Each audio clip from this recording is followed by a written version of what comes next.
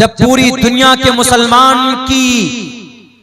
का अमल गंदा होता है तो अल्लाह इसराइल और रूस जैसा जालिमों को मुसल्लत करता है अर्ज़ फलस्तीन पर। पहले लोगों ने बेईमानी की।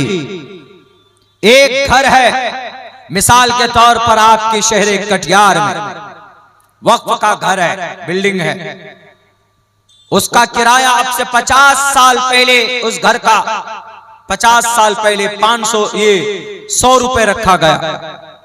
50 साल पहले का किराया आज 100 ही रुपए दिया जा रहा।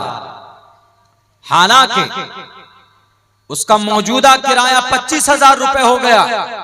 25,000 रुपए लेता है किराया कौन?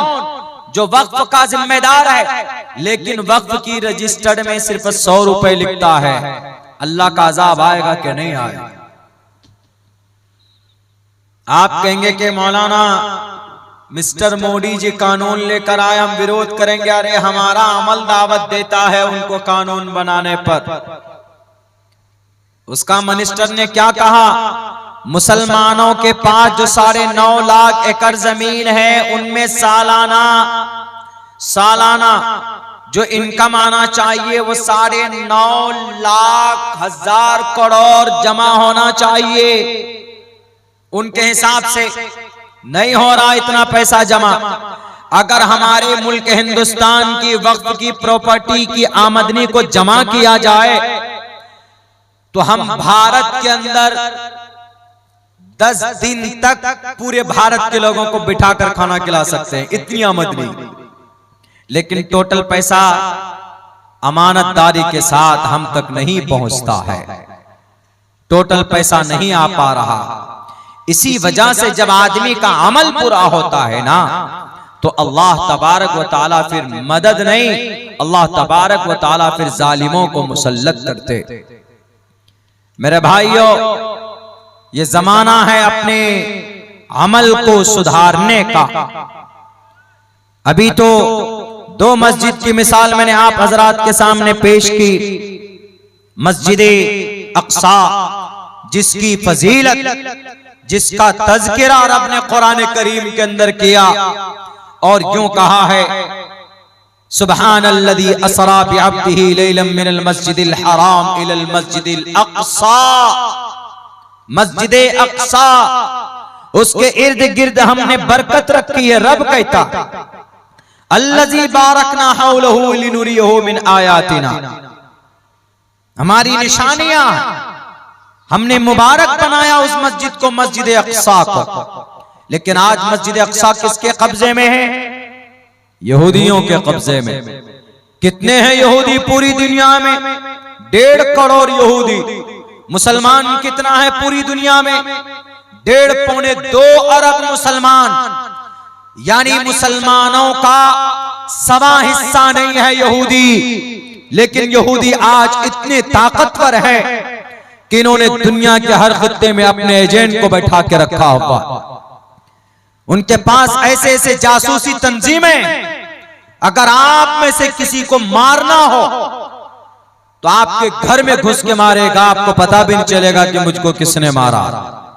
ये यहूदी इतने मजबूत हो गए।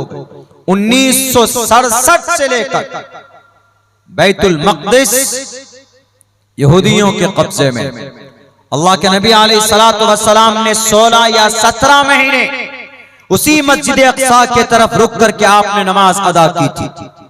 ये वही मस्जिद अक्सा है जिसकी बुनियाद के बारे में कहा जाता है कि शुरू के अंदर 2 मस्जिद की बुनियाद हजरत आदम अलैहिस्सलाम ने रखी। एक मस्जिद हराम, दूसरी मस्जिद अक्सा। मस्जिद हराम से बुनियाद रखकर जब वो बैतुल मक़दिस मुल्क शाम की तरफ आए, मुल्क शाम के तरफ, तो बैतुल मक़दिस की बुनियाद रखी। उसके बाद फिर हजरत याकूब ने, उसके बाद फिर हजरत दाऊद ने, हजरत दाऊद बनाते बनाते उनका इंतकाल हो गया तो उन्होंने अपने बेटे हजरत सुलेमान अलैहिस्सलाम ने बाकी का काम पूरा किया। इसीलिए हजरत सुलेमान के बारे में ये यहूदियों का कहना है कि ये मस्जिद अक्सा हैकले सुलेमानी को तोड़कर उसकी बुनियाद रखी गई है।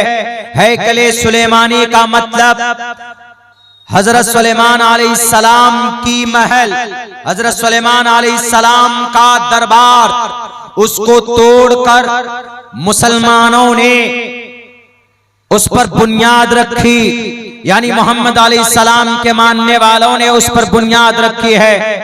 इसीलिए यहूदी उस पर मस्जिद अक्सा पर कब्जा किए हुए, उस मस्जिद उस शहर, वो शहर यहूदियों के नजर में भी काबिल एहतराम है और मुसलमानों के भी नजर में काबिल एहतराम है, और नसारा यानी जो ईसाई है उनके नजर में भी काबिल एहतराम। तीनों लोग झगड़ रहे हैं, लेकिन तारीख की किताबों में देखेंगे तो हजरत सुलेमान अलैहिस्सलातु वस्सलाम का वो हैकल नहीं, वो दरबार नहीं था, बल्कि उन्होंने वो मस्जिद वहां पर बनाई थी। और फिर वो मस्जिद बनी, बड़ी मुबारक मस्जिद बनी। 3 मस्जिदों के तरफ कोई सवाब की नीयत से अगर सफर करे तो सफर किया जा सकता, ज़ियारत की नीयत से। एक मस्जिद हराम के तरफ और एक मस्जिद नबवी की तरफ और एक मस्जिद अक्सा की तरफ। मस्जिद अक्सा फलस्तीन में है। जिस शहर में मस्जिद अक्सा है उस शहर का नाम यरूशलेम है, और उस शहर पर, उस मस्जिद पर यहूदियों का बहुत दिन से कब्जा। लोग उस पर नमाज पढ़ते, लेकिन कभी कभी यहूदी गोली बारूद भी कर देते, कभी कभी नमाज में गोली चला देते, कभी कोई कुरान पढ़ रहा होता है तो उसके ऊपर जुल्म ज़्यादती करते। वहां पर जुल्म सितम का बाजार गर्म है। अलबत्ता ये मस्जिद पहले भी यहूदियों और नसरानियों के कब्जे में गई, लेकिन कुर्बान जाइए, एक बड़े अजीम सिपहसालार सुल्तान सलाहुद्दीन अय्यूबी ने ये मस्जिद जब यहूदियों के कब्जे में गई तो 16 मरतबा जंग लड़ी उन्होंने। सुल्तान सलाहुद्दीन अय्यूबी ने 16 मरतबा जंग लड़ी, तब जाकर मस्जिद अक्सा को आजाद किया और कराया 1100 ईस्वी के अंदर। यानी अब से तकरीबन 1000 या 1100 साल पहले की बात। सुल्तान सलाहुद्दीन अय्यूबी उस मस्जिद को आजाद करने वाले, उस मस्जिद को फतह करने वाले, उससे पहले हजरत उमर फारूक रजी अल्लाह ताला अन्हु थे। उस मस्जिद को यहूदियों के नरगे से और उनके पादरी और उनके वहां उस वक्त के ईसाइयों के नरगे से छुड़ाने वाले उमर फारूक रजी अल्लाह ताला अन्हु। लेकिन आज फिर यहूदियों के कब्जे में हमको नहीं लगता है कि अब शायद कोई उस मस्जिद को आबाद करा पाएगा, कोई उस मस्जिद को छोड़ा पाएगा, इसलिए कि भारत के अंदर छोटी छोटी मस्जिद पर बुलडोजर चला दिया जाता है, कोई उसकी आवाज बुलंद करने वाला नहीं होता। मस्जिदों में ताले लगा दिए जाते, ताला खुलवाने की हिम्मत नहीं होती। मदरसे बंद कर दिए जाते, उस पर कोई बात करने वाला नहीं होता। बुज़दिल बन गए हमारी तंजीम के लोग, बुज़दिल बन गए हम मुसलमान, बुज़दिल बन गए हमारे लीडरान। मैं बात झूठी नहीं कर रहा।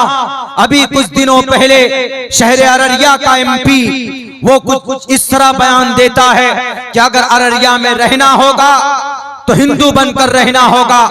आज तक उनके खिलाफ कोई लीडर केस बुक नहीं करा पाया। वो हमारा सीमांचल जो पुरामन इलाका है पूरे भारत के अंदर, इसको आग में झोंकने का बयान देता, उसके ऊपर केस फाइल नहीं हुआ, उसकी अरेस्टिंग नहीं हुई, लेकिन उनको अरेस्ट करने के लिए जो लोग मुतालबा कर रहे थे 500 अज्ञात लोगों के खिलाफ केस बुक कर लिया गया। ये दोहरी पॉलिसी यहाँ के प्रशासन की, लेकिन किसी की हिम्मत नहीं हुई कि उस प्रदीप कुमार सिंह के खिलाफ हम किसी थाने में जाकर कोई एफआईआर दर्ज कराते। क्यों? सब डर गए, सबके मुंह में दही जमे हुए थे। बड़ी तंजीमें क्यों सो रही? हमारे सीमांचल जो बहुत पुराना इलाका, पूरे भारत के अंदर गुर्बत जरूर है, पसमानदा जरूर है, लेकिन सीमांचल के लोग पुरअमन हैं। हमारे सीमांचल के लोग लड़ाई पर विश्वास नहीं रखते, हमारे सीमांचल के लोग दंगा पर विश्वास नहीं रखते। हमारा सीमांचल का नौजवान गरीब जरूर है, लेकिन हाथ में तलवार लेकर किसी निहत्थे को मारता नहीं है। एमपी साहब, आपकी जो नीयत है नापाक है, आपकी सोच है घटिया है। आप पढ़े लिखे अगर हैं तो आपको अपने सोच पर पछतावा होना चाहिए, इसलिए कि साफ लफ्जों में श्रीमद् भगवत गीता के अंदर कहा गया कि जो आदमी गुरु ज्ञानी होगा वो किसी को तकलीफ देने के लिए कोई बात नहीं कहेगा। बहरकैफ ये तो वो है, उनको समझना है कि उन्होंने गलत कहा है कि सही कहा, यानी जो बोला है, जो गलती किया उसके ऊपर कोई अरेस्टिंग नहीं, बल्कि Y+ सिक्योरिटी दी गई है उनको। और जो बेचारा कह रहा है कि जो इस तरह का भाषण दे रहा है लड़ने और दंगा फसाद का, उसको अरेस्ट करो तो उन मासूमों को पकड़कर उनके खिलाफ FIR हो रही। अररिया के DM साहब, SP साहब, आप तो कम से कम निष्पक्ष होकर जांच कीजिए और उसको कैफरे किरदार तक पहुंचाइए।